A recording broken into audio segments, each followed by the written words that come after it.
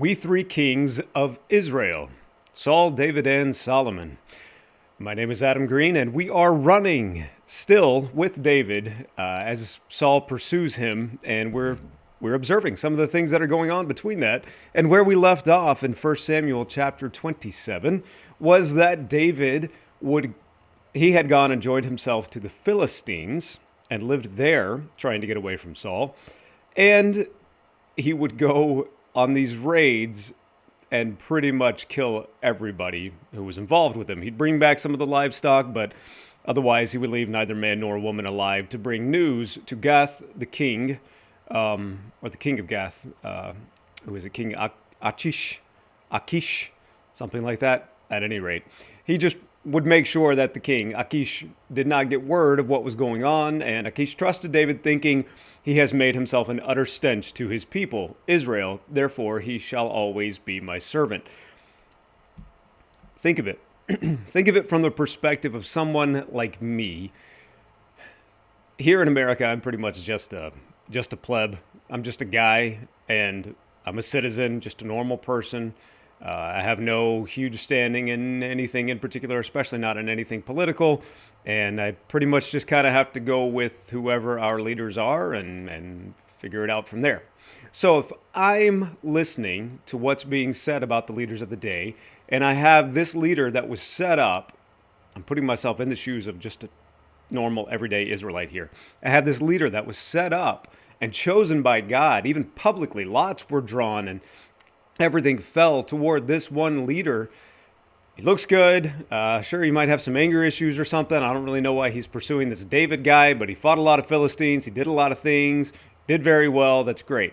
I'm sure David, that commander that is in his army, David probably did something to deserve whatever it is that Saul's mad at him about, versus this guy David, who I don't know who David is besides a commander in the army. Why would I expect him to be king? Why would I expect him to be set up as someone who I should follow? I don't quite understand that situation, right? As far as I know, and as far as we've read, it hasn't really been a public thing so much that David should be king, but God is working, and God is working in the background. He's gathering men around David, these 600 men that have come to follow him to this point, and Saul continues to fight against the directly expressed will of God in his life. Now, that will wasn't going to change. He was going to lose the kingdom. His lineage was not going to have the kingdom. That was done. That was said. It was promised, completed. In God's eyes, good as done, right? But for Saul, I do believe if he had submitted himself to that will, there would have been good things for him. But he did not. In fact, he let himself get so far away from trusting in God and having that faith that, well, let's find out what he does in 1 Samuel chapter 28. In those days, the Philistine gathered their forces for war to fight against Israel. And Achish said to David, "Understand that you and your men are to go out with me in the army." David is to fight against Israel with the Philistines. Yeah, if I'm a normal Israelite, I'm not picking that guy for my king, right? David said to Achish, "Very well, you will know what your servant can do." And Achish said to David, "Very well, I will make you my bodyguard for life." Okay. Now, Samuel had died, and all Israel had mourned for him and buried him in Ramah, his own city. We saw that earlier. And Saul had put the mediums and the necromancers out of the land. That's a good thing. You want the mediums and necromancers to be out of your land, I would think. Excuse me. So he had put them out of the land. In verse 4, the Philistines assembled and came and encamped at Shunem, and Saul gathered all Israel, and they encamped at Gilboa.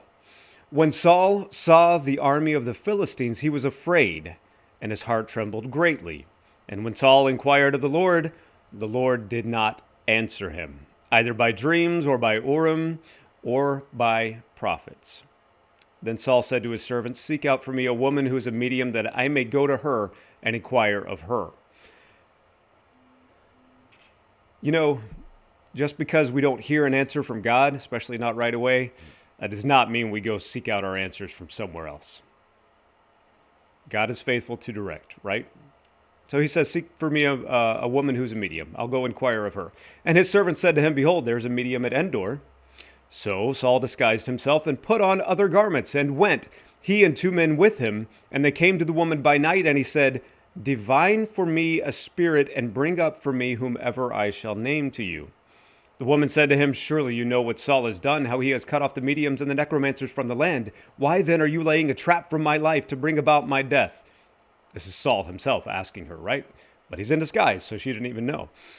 But Saul swore to her by the Lord, as the Lord lives, no punishment will come upon you for this thing. And he could do that because he knew nothing would happen. Then the woman said, whom shall I bring up for you? He said, bring up Samuel for me. When the woman saw Samuel, she cried out with a loud voice. And the woman said to Saul, why have you deceived me? You are Saul. The king said to her, do not be afraid. What do you see? So I'm sure she kind of feared for her life at this point. But especially if she recognized Samuel and then she recognized Saul. And then Saul says, don't be afraid. What do you see? The woman said to Saul, I see a God coming up out of the earth. Verse 14, he said to her, what is his appearance? And she said, an old man is coming up, and he is wrapped in a robe. And Saul knew that it was Samuel. And he bowed with his face to the ground and paid homage. Now, I have heard the explanation that this was a mirage or an image or whatever it was at the time. I can't say that. I can't say that for sure one way or the other.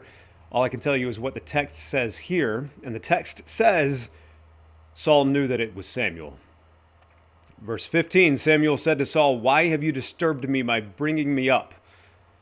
So evidently Samuel was brought up, at least for this purpose, brought up from his grave, and he was angry.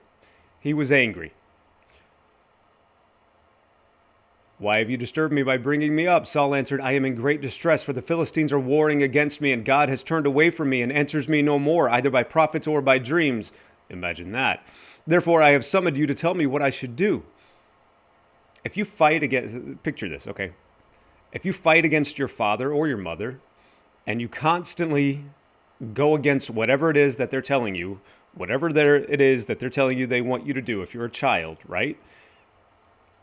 At some point, they're going to kind of leave you to it and say, all right, you want to do your own thing, you want to be stubborn, they may lock you in your room, and then, look, I have children, I know how that is. Sometimes you just have to step away from the situation and you don't answer for a little bit. Samuel said, verse 16, why then do you ask me, since the Lord has turned from you and become your enemy? The Lord has done to you as he spoke by me, for the Lord has torn the kingdom out of your hand and given it to your neighbor, David, because you did not obey the voice of the Lord and did not carry out his fierce wrath against Amalek. Therefore the Lord has done this thing to you this day. Moreover, the Lord will give Israel also with you into the hand of the Philistines, and tomorrow you and your sons will be with me. The Lord will give the army of Israel also into the hand of the Philistines. Saul's death is now foretold, not just foretold, but imminent and pretty immediate, at least as far as things had gone up to this point. Verse 20, then Saul fell at once full length on the ground and filled with fear because of the words of Samuel, and there was no strength in him, for he had eaten nothing all day and all night. And the woman came to Saul, and when she saw he was terrified, she said to him, behold, your servant has obeyed you. I have taken my life in my hand and have listened to what you said to me. Now therefore you also obey your servant. Let me set a morsel of bread before you and eat, that you may have strength when you go on your way. He refused and said, I will not eat. But his servants, together with the woman, urged him, and he listened to their words. So finally, not so stubborn. He at least ate, and he arose from the earth and sat on the bed. Not eating seems to be a thing for Saul, doesn't it? Especially in times of war. Interesting. Verse 24, now the woman had a fattened calf in the house. She quickly killed it. She took flour and kneaded it and baked unleavened bread of the flour. And she put it before Saul and his servants, and they ate. Then they rose and went away that night. Chapter 29. Verse 1, now the Philistines had gathered all their forces at Aphek, and the Israelites were encamped by the spring that is in Jezreel. As the lords of the Philistines were passing on by hundreds and by thousands, and David and his men were passing in the rear with Achish, the commanders of the Philistines said, "What are these Hebrews doing here?" And Achish said to the commanders of the Philistines, "Is this not David, the servant of Saul, king of Israel, who has been with me now for days and years? And since he deserted to me, I have found no fault in him to this day." That's kind of a curious thing, too. He at least served whoever he was under, he served them very well. He has found no fault in him to this day. And David had been there for years. But the commanders of the Philistines were angry with him, and the commanders of the Philistines said to him, "Send the man back that he may return to the place which you have assigned him. He will not go down with us to battle, lest in the battle he become an adversary to us. For how could this fellow reconcile himself to his Lord? Would it not be with the heads of the men here? Is not this David, of whom they sing to one another in dances? Saul has struck down his thousands, and David his 10,000s. That became a popular song. I guess you had a catchy tune with it in there. But they would not allow David to come along with them. They were afraid for their own lives. Verse 6, then Achish called David and said to him, "As the Lord lives, you have been honest, and to me it seems right that you should march out and in with me in the campaign." It's interesting he uses that term, "as the Lord lives." I wonder if David had an effect on him in other ways as well. "For I have found nothing wrong in you from the day of your coming to me to this day. Nevertheless, the Lords do not approve of you. So go back now, and go peaceably, that you may not displease the lords of the Philistines." And David said to Achish, "But what have I done? What have you found in your servant from the day I entered your service until now, that I may not go and fight against the enemies of my lord the king?" And Achish answered David and said, "I know that you are as blameless in my sight as an angel of God. Nevertheless, the commanders of the Philistines have said, 'He shall not go up with us to the battle.' Now then, rise early in the morning with the servants of your Lord who came with you, and start early in the morning and depart as soon as you have light." So David set out with his men early in the morning to return to the land of the Philistines, but the Philistines went up to Jezreel. Interesting. God used the lords of the Philistines and their anger and distrust of David. He used that to take David away from this battle, to keep David's hands innocent in what would eventually be the bloodshed of the Lord's anointed. God was looking out for David even to this point. Absolutely. And now we are in chapter 30 of 1 Samuel. And we see in verse 1, when David and his men came to Ziklag on the third day, the Amalekites had made a raid against the Negeb and against Ziklag. They had overcome Ziklag and burned it with fire. The Amalekites, interesting. There were still Amalekites left. And they were supposed to be killed, right? They were supposed to be wiped out in their entirety.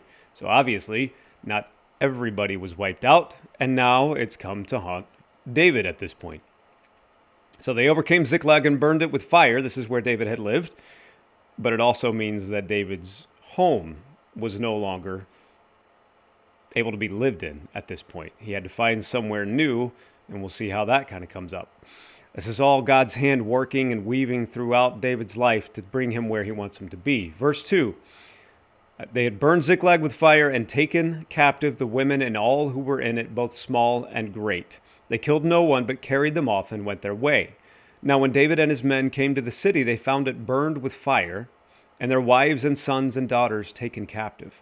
Then David and the people who were with him raised their voices and wept until they had no more strength to weep. David's two wives also had been taken captive, Ahinoam of Jezreel and Abigail, the widow of Nabal of Carmel. And David was greatly distressed, for the people spoke of stoning him, because all the people were bitter in soul, each for his sons and daughters. But David strengthened himself in the Lord his God. Everybody was against him. Saul was pursuing him. The king that he had started serving and evidently had developed some kind of relationship with had turned him back and said, "Go away, you're not going to go out with us." Everyone was against him, and many wanted him dead. But David strengthened himself in the Lord his God. Verse 7, and David said to Abiathar the priest, the son of Ahimelech, bring me the ephod. So Abiathar brought the ephod to David, and David inquired of the Lord, shall I pursue after this band? Shall I overtake them? He answered him, pursue, for you shall surely overtake and shall surely rescue. So David set out, and the 600 men who were with him, and they came to the brook Besor, where those who were left behind stayed. David trusted God, and he trusted what God said, and he did. He acted out his faith. Verse 10, but David pursued, he and 400 men. 200 stayed behind, who were too exhausted to cross the brook Besor. They found an Egyptian in the open country and brought him to David, and they gave him bread, and he ate. They gave him water to drink, and they gave him a piece of cake of figs and 2 clusters of raisins. And when he had eaten, his spirit revived, for he had not eaten bread or drunk water for 3 days and 3 nights. And David said to him, to whom do you belong, and where are you from? He said, I am a young man of Egypt, servant to an Amalekite, and my master left me behind because I fell sick 3 days ago. We had made a raid against the Negeb of the Cherethites and against that which belongs to Judah and against the Negeb of Caleb, and we burned Ziklag with fire. And David said to him, will you take me down to this band? And he said, swear to me by God that you will not kill me or deliver me into the hands of my master, and I will take you down to this band. God is working constantly. God had planned it already 3 days in advance, at least, when this servant was left behind. God had planned it. Can you imagine from that servant's perspective what he had thought when he was left, and surely thought he was left to die, and that's what was going to be the end of him. And God provided for him as well. Verse 16. And when he had taken him down, behold, they were spread abroad over all the land, eating and drinking and dancing because of all the great spoil they had taken from the land of the Philistines and from the land of Judah. And David struck them down from twilight until the evening of the next day, and not a man of them escaped, except 400 young men who mounted camels and fled. Interesting. So they were so busy drinking and dancing, and I'm sure getting drunk and doing all kinds of things and celebrating, they were not prepared. God saw to that as well. David recovered all that the Amalekites had taken, and David rescued his 2 wives. Nothing was missing, whether small or great, sons or daughters, spoil, or anything that had been taken. David brought back all. David also captured all the flocks and the herds, and the people drove the livestock before him and said, this is David's spoil. Then David came to the 200 men who had been too exhausted to follow David and who had been left at the brook Besor. And they went out to meet David and to meet the people who were with him. And when David came near to the people, he greeted them.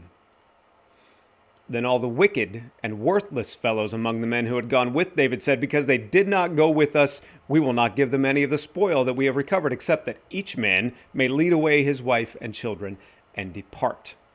They were telling them to get away from us. We don't want you part of us anymore. We don't want you anywhere around us. Verse 23, but David said, you will not do so, my brothers, with what the Lord has given us. David understood this was not his victory so much as it was the Lord's victory. And the Lord had given them the victory and had given them the spoils, given them everything. It was the Lord's to give. He has preserved us and given into our hand the band that came against us. Who would listen to you in this matter? For as his share is, just a minute. There we go. Who would listen to you in this matter?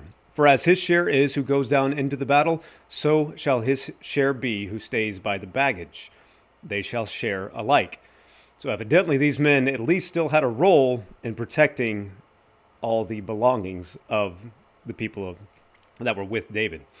Verse 25, and he made it a statute and a rule for Israel from that day forward to this day. So that became a constant rule. Those who stay behind and still have a role are no less important than those who are going out into battle. Let that be a lesson for all of us.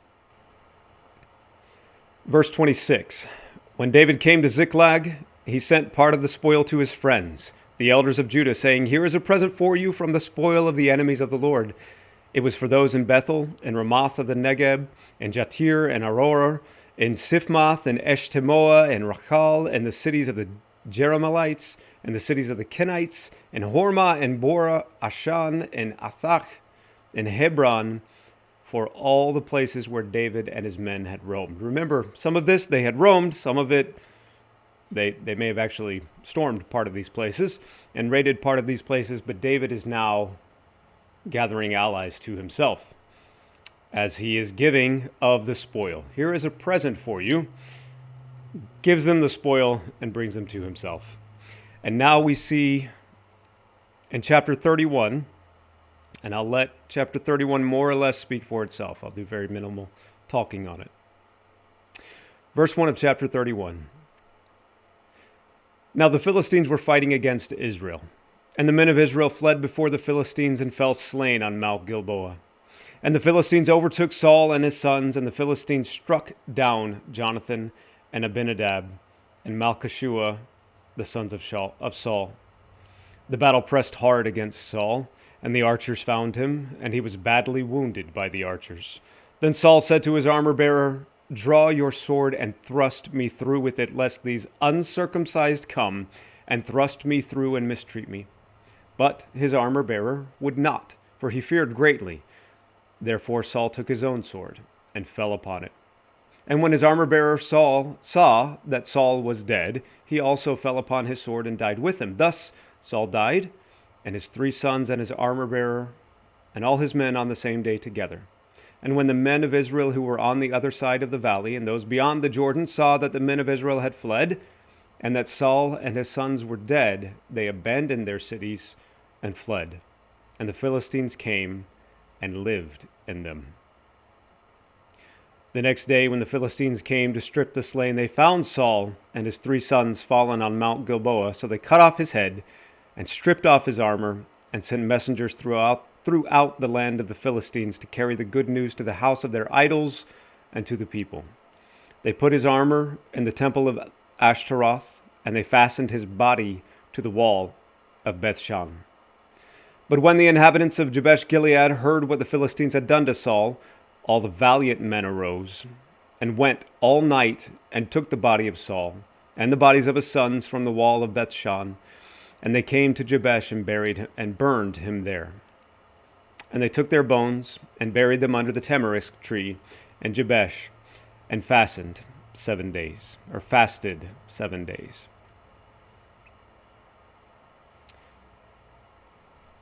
Saul has died. It's finally over. All the fighting, all the pursuit of David, all the struggling and wrestling against God himself and God's will is finally over. Saul became king around 30 years old or so. And according to your different translations, it sounds like he reigned for quite a while, either 22 or 42 years, at any rate, a long time, at least in comparison to... It was a long time to fight against the will of God. Let's put it that way. Saul could have been anywhere from his 50s to his 70s when he was in this battle. I mean, it's no wonder that he was going to be falling at this point. But God has a plan, and God is still working. God expressed his will directly to Saul through Samuel. He was very explicit in what he said, and Saul still fought against it. Now, we have the expressed will of God written in his word. And we can see it all throughout the New Testament, and we can see what God wants for us, what he would have for us, and we can see what kind of things it takes for us to get there, namely, trusting him. And that's the biggest thing. Above all, in all the things that we do, it's still us trusting him. And we trust what Paul said, that maybe I strive harder than any of them, but not me, but Christ in me. Right? We need to do, but we need to trust as we're doing. We need to walk by the same faith through which we were called. And that's what we see in David's life. Saul did not walk by that same faith. Saul was looking in the wrong direction. He was looking to himself instead of looking to God. And he did things that he thought was good rather than things that God thought was good. And then eventually he just said, screw it all. I'm just going to do what I want to do. I hope we don't get to that point. But I do think it is possible. If we constantly fight against God, constantly quench the Holy Spirit that is in us, grieve the Holy Spirit, we can have that hardened heart, I believe. But that is not what God would have for us. We're going to get to see more of David, where his heart is, where his heart lies. Much more encouraging times to come, but then also a lot of discouraging times as well. At any rate, we'll see how David is a man who would do trusting God. Thanks.